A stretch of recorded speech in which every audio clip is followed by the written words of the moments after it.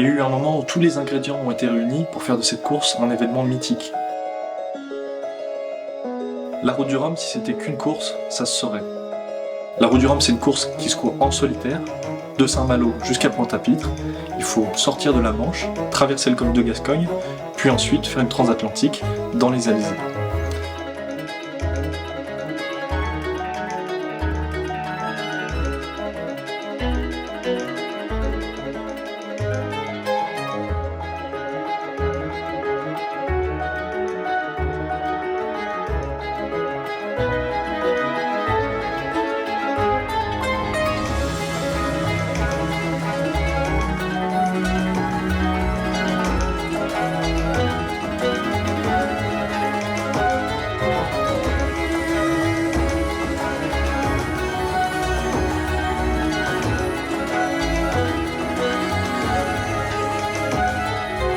Je m'appelle Thomas Lurton, j'ai 25 ans, et je viens de finir ma première route du Rhum sur un trimaran de légende qui s'appelle Moxie Bâti-un-Mort.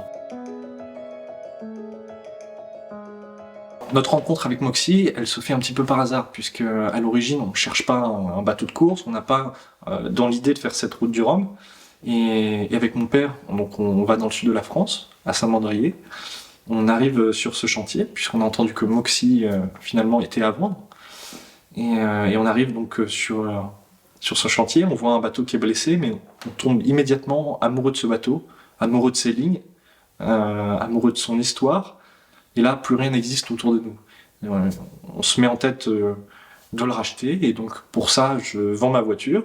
J'avais déjà au préalable quitté mes études, et on se lance dans ce projet un peu fou, en fait, sans filet et sans réfléchir en réalité. Et c'est le début de l'aventure. Et voilà, en fait, on tombe amoureux de cette histoire aussi. Moxie, c'est l'un des premiers multicoques à gagner une grande course océanique, transatlantique. Donc à l'époque, la transat anglaise représente le must, c'est le sommet de la voile en solitaire. C'est la course qui a fait naître des légendes comme celle de Tabarly, comme celle d'Alain Colas, avec Manureva.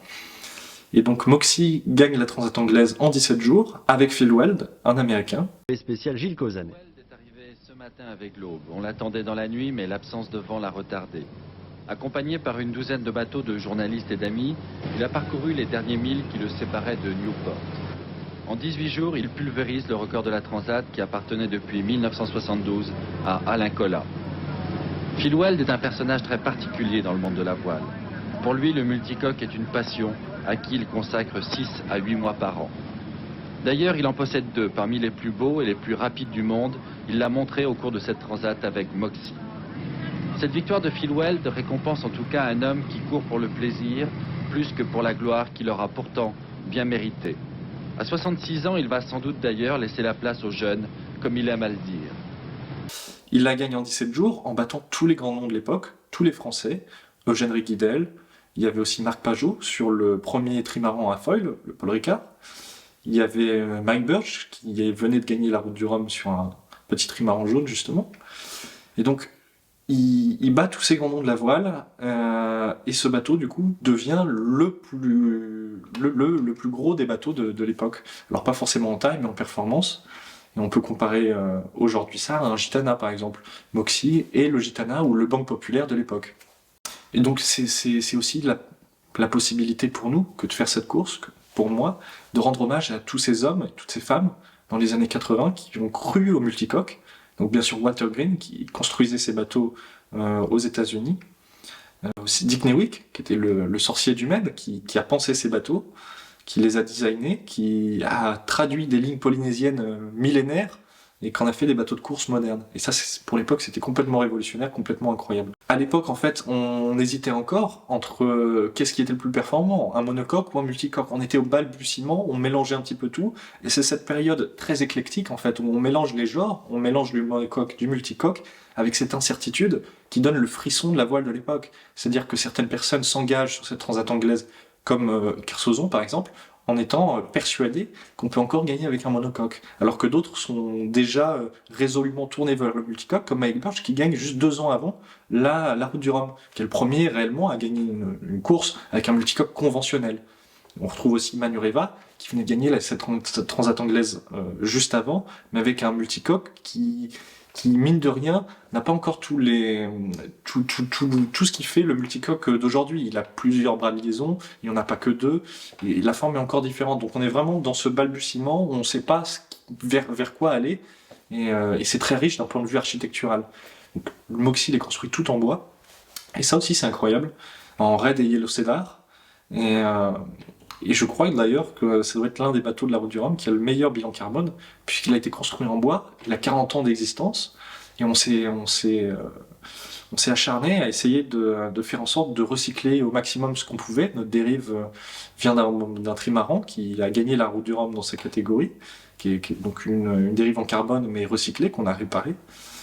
On a donné nos voiles à un projet qui essaye de lancer des low-tech.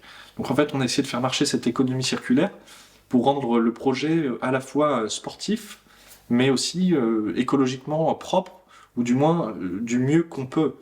Je crois qu'aujourd'hui, il y a une urgence climatique, personne ne peut le nier, et c'est aussi à nous, en tant que sportifs, dans n'importe quel sport, et encore plus dans la course au large, d'amorcer un changement, de naviguer autrement, et on peut le faire, avec des vieux bateaux, avec des bateaux qui sont issus de l'économie circulaire, où on utilise des matériaux recyclés, où on fait nous-mêmes des choses.